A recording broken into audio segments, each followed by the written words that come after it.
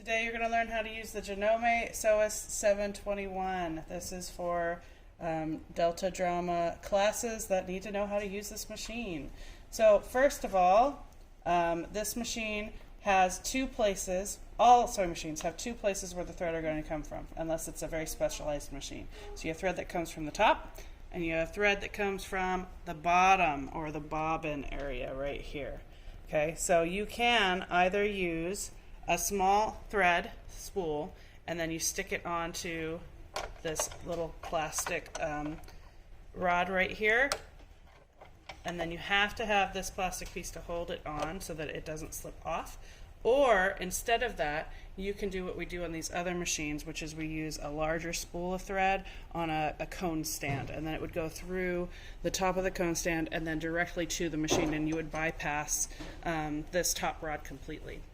Okay, so to start on the machine, we are going to make sure that the machine is threaded correctly. This has a top loader bobbin, so right here you see this plastic plate. There's a little toggle switch right here. You're going to push the toggle switch over, and it's going to pop open the plastic plate. You're going to lift and remove the plastic plate, and do not lose this. Okay? We have a small plastic bobbin inside, and this one already has some thread on it, but I'm going to show you how to wind a bobbin anyway in case you need to wind a bobbin. Here is a bobbin. This is a plastic bobbin. These are what come with the machine.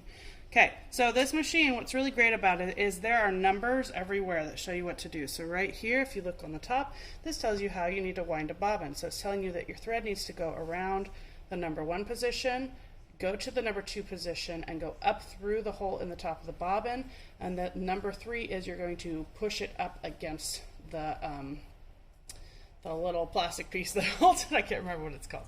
So right here we're going to follow our instructions. We have here's our number 1, and then we go 1 around. There's a little tension plate in here. It's going to hold the thread but allow it to slip through. And then we're going to come over here. Number 2, we're going to put it through a hole in the bobbin, straight up.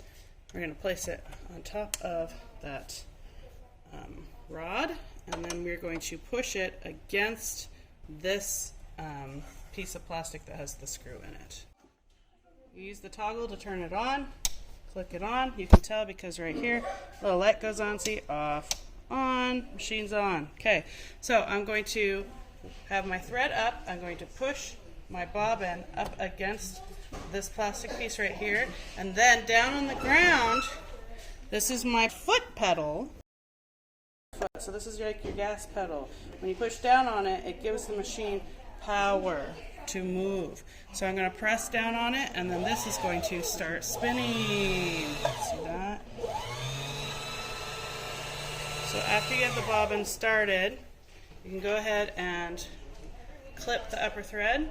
You don't want it to catch and get caught. You get all crazy. Continue winding the bobbin until it is the amount you need for the project, or until if it's full, it'll automatically stop.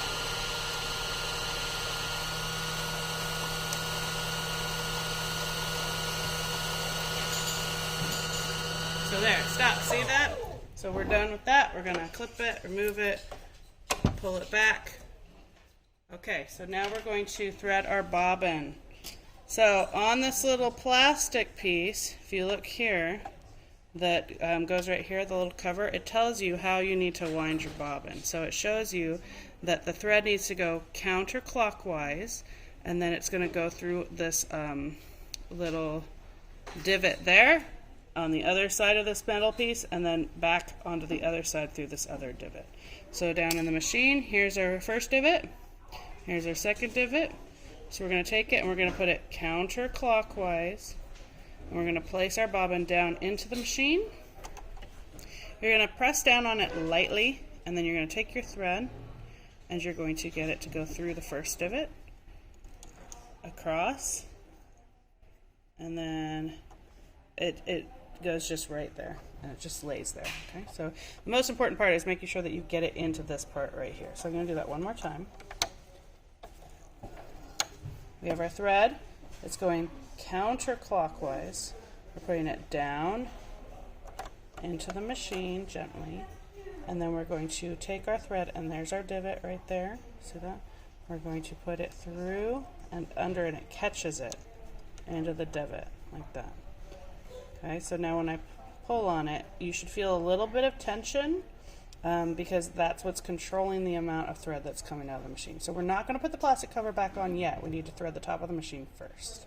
Okay, so back to the top. We're going to remove the thread from this bobbin winder wheel right here because we don't need that tension for when we are threading the machine. So to thread the top of the machine, we're going to follow our arrows here. So we got number 1, 2, 3, 4, and 5. Okay, so if you do not see this hook sticking out of the machine, what you need to do is on the right side of the machine, you have a hand wheel right here. You're going to turn it counterclockwise, so over the top and towards you, and that runs the whole machine. So if you see, as I turn the wheel, the needle moves up and down, and when the needle moves up, after a little while, then this hook comes up out of the machine. So you want it up when you're threading the machine.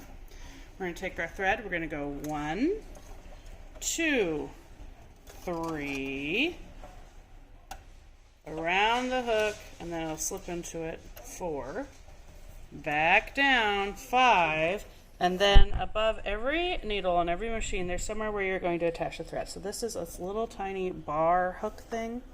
So we're going to slide it across the back to get it in there, like that. Okay, and then we're going to thread our needle front to back. So we see the eye of the needle, it's right there. You don't need to use a threader, you can do it. Just take your thread. First thing you're going to do is you're going to cut your thread and trim it because the end of the thread is always where it comes undone and it's going to get fuzzy and it's going to make it hard to do it. If you cut it at an angle, it's going to make it a little bit easier. And we're going to thread our needle. So we're going to go, this is fun with the camera right here. And front to back like that. See that?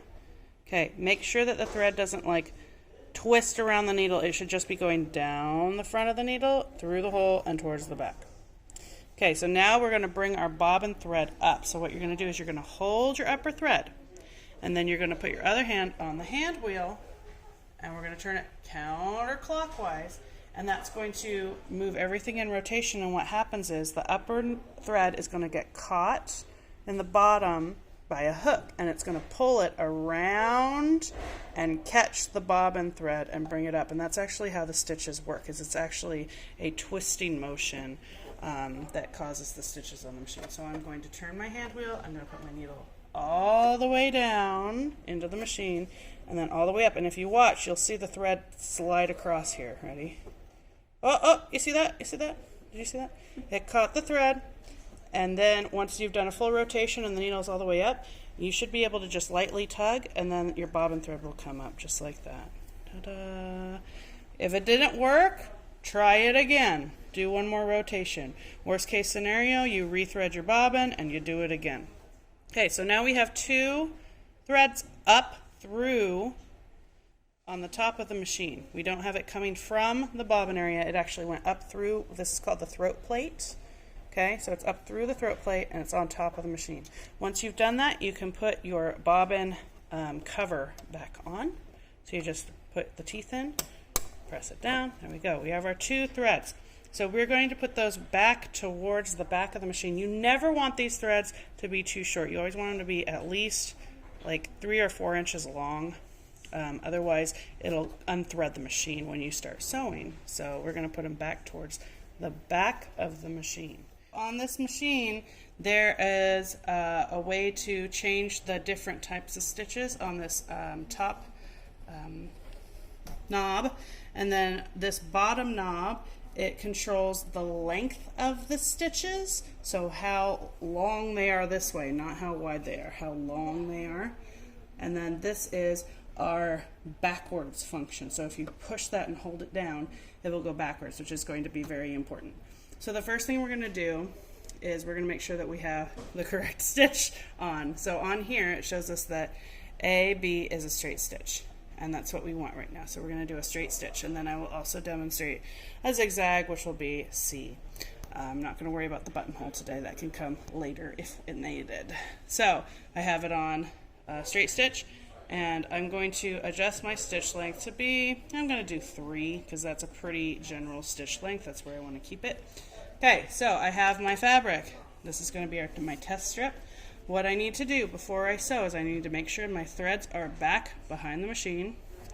I'm going to put my fabric in where it needs to be, and then I'm going to drop my presser foot. This is my presser foot right here.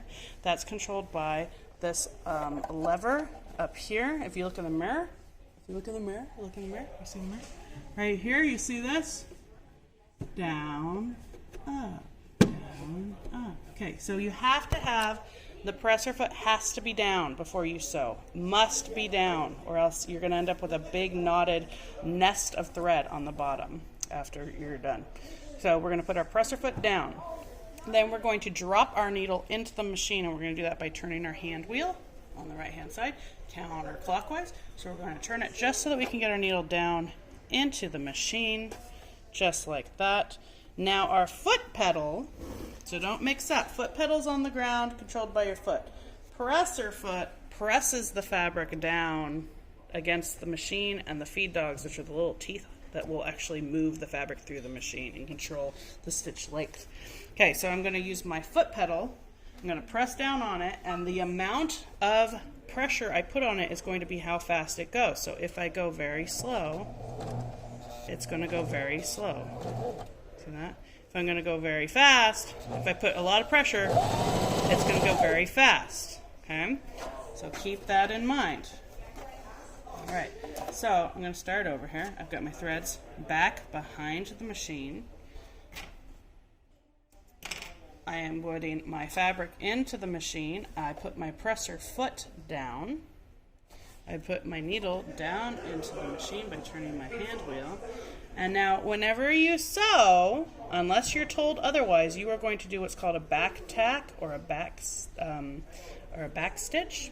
And what that means is that we need to knot off the end of the stitching, and we're not going to do that by tying a knot in the threads. We're going to do that by stitching over our stitches. So we're going to go forwards a couple of stitches, and then we're going to go backwards a couple of stitches, and it's just like 2 or 3, and that's all you need. So I'm going to go forwards, and then I'm going to push and hold the backwards function, and I'm going to go backwards, and then I'm going to stop, and then I'm going to go forwards again. Okay? When I get to where I am done sewing,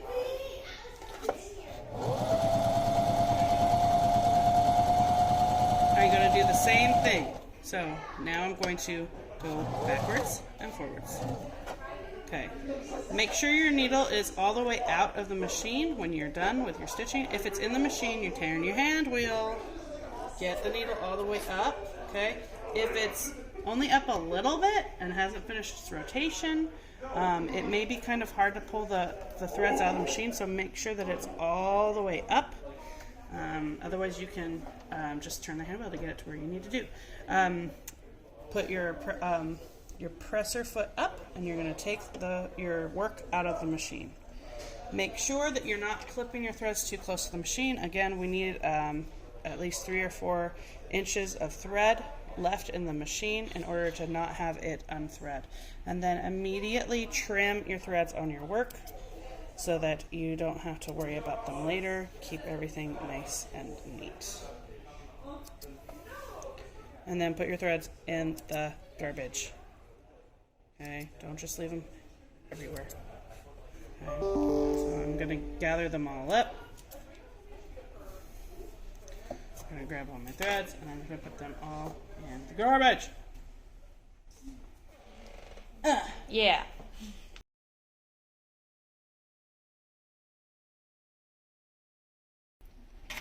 Okay, that is your introduction to the Janome Sewist 721. If you have any questions, or if the machine isn't working, or it seems like you're having a problem, or it's not functioning, or you don't understand anything, please talk to the person who's in charge of the machines so that they can help you and make sure that you're not causing it to have any additional issues. Thank you.